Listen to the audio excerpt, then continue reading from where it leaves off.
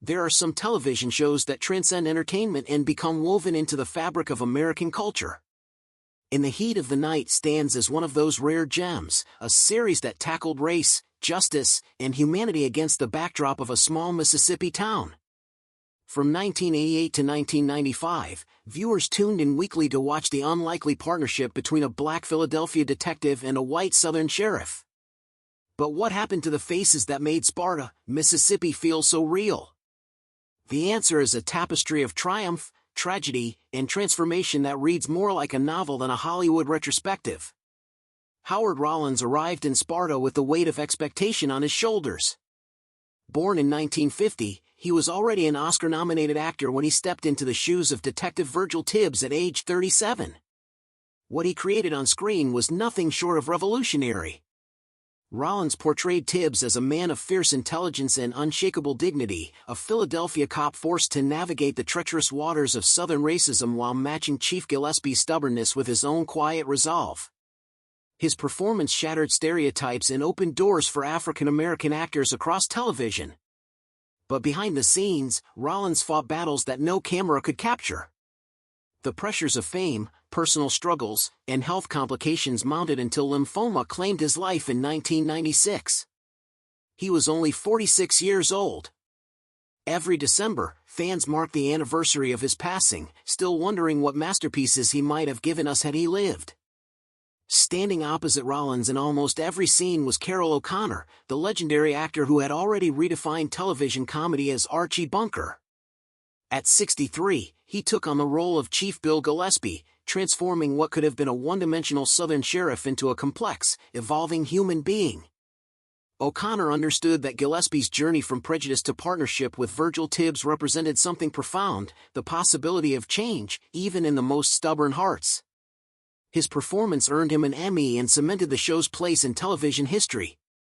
When his real-life son Hugh died tragically in 1995, O'Connor channeled his grief into advocacy, spending his remaining years fighting for drug awareness and mental health support. He passed from a heart attack in 2001 at 76, but his legacy as an actor who wasn't afraid to challenge social norms lives on in every episode. Hugh O'Connor shared more than just a last name with the show's star. Born in 1962, he was Carroll's adopted son, and their on-screen chemistry as Officer Lonnie Jameson and Chief Gillespie carried an authenticity that couldn't be manufactured. At 26, Hugh brought a poignant reality to the role of a rookie growing into a seasoned detective.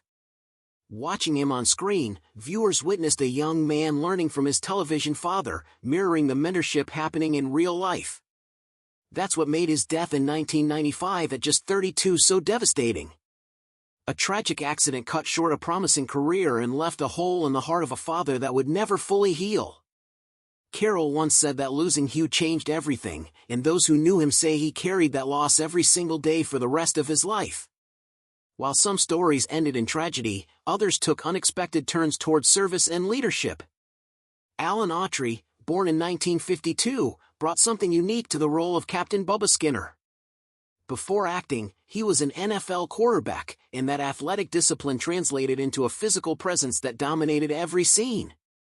At 35, he played the tough enforcer who eventually rose to become chief of police, breaking the redneck cop stereotype by revealing layers of loyalty and justice beneath the surface. But Autry's most remarkable transformation happened after the cameras stopped rolling. At 73, he has served 2 terms as the mayor of Fresno, California, proving that the leadership skills he displayed on screen were more than just acting. He continues producing and acting occasionally, but his real legacy may be the bridges he built between law enforcement and the community he served. And Marie Johnson walked onto the set at 27 and created something television had rarely seen, a fully realized black wife and mother whose existence didn't revolve around her husband. As Althea Tibbs, she was a school counselor dealing with trauma, social issues, and the complexities of being a modern black woman in the South. Her chemistry with Howard Rollins gave viewers a window into a marriage navigating extraordinary circumstances while maintaining ordinary intimacy. Now 65, Johnson has become a powerful force behind the scenes, serving in leadership positions within the Screen Actors Guild and continuing to act in projects like The In-Between while advocating for representation at the highest levels of Hollywood. David Hart understood something essential about small-town life. Born in 1954, he played Officer Parker Williams as the department's gentle soul, a sweet-natured deputy who seemed almost naive compared to his cynical colleagues. At 34, he brought a heartwarming innocence to the squad room, reminding viewers that law enforcement wasn't just about tough guys and hard decisions. Sometimes it was about the man who genuinely cared about his neighbors. Now 71, Hart has stepped away from the spotlight, enjoying a quiet retirement that suits the gentle soul he portrayed for so many years. But perhaps no career transformation was more dramatic than that of Geoffrey Thorne. Born in 1970, he joined the cast at just 18 as Officer Wilson, the fresh-faced rookie representing the changing demographics of the New South.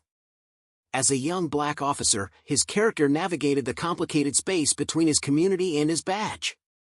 After leaving Sparta, Thorne achieved something remarkable. He became a celebrated novelist and screenwriter, contributing to major franchises including Star Trek and Marvel's Black Panther.